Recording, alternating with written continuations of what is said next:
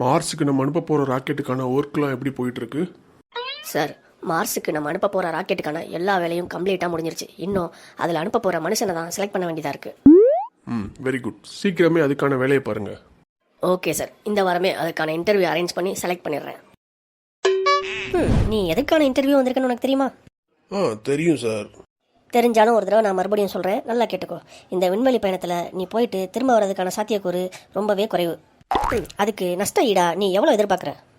திரும்பி வர மாட்டோம்னா சார் ஒரு 5 லட்ச ரூபா ஃபிக்ஸ் பண்ணிக்கலாம் சார். நான் சொல்லி அனுப்புகிறேன், நீங்கள் கிளம்பலாம். நெக்ஸ்ட். அரேஷாப், எனக்கு 2 லட்ச ரூபா கூட, நான் 10 பேரை கூட்டு வரேன். எதுக்கு அங்கேயும் போய் பான் பேக்கெலாம் போட்டு தொப்பி வைக்கவா? நீ கிளம்புப்பா, நான் சொல்லி அனுப்புகிறேன். நெக்ஸ்ட். சார், எனக்கு ஒரு 4 லட்ச ரூபா கொடுங்க. அந்த நாளில் உங்களுக்கு 1 லட்ச ரூபா கொடுத்துட்றேன். You are selected. Wow, very good. விண்வெளியில் நம்ம அனுப்பப்பட்ட மனித பயணம் ரொம்ப வெற்றிகரமாக முடிஞ்சிருக்கு. Congrats for your entire team. Thank you sir, thank you sir. ஒரு காஃபி. டேய் தம்பி, நீ என்னடா இங்கே? இன்னொரு நீ மாஸ்டர்ல இருக்கணும். சார் வணக்கம். கொடுத்த 4 லட்சத்தில் பேசினபடி உங்களுக்கு 1 லட்சம் கொடுத்தனா? மீதி இருந்த 3 லட்சத்தில் 2 லட்சத்தை அந்த ஹிந்திக்கார பையன்ட்ட கொடுத்து அவனை ராக்கெட்டில் ஏற்றி விட்டேன். பாக்கி இருந்த 1 லட்சத்தில் தான் சார் இந்த கடையே ஓப்பன் பண்ணியிருக்கேன். அட பாவி.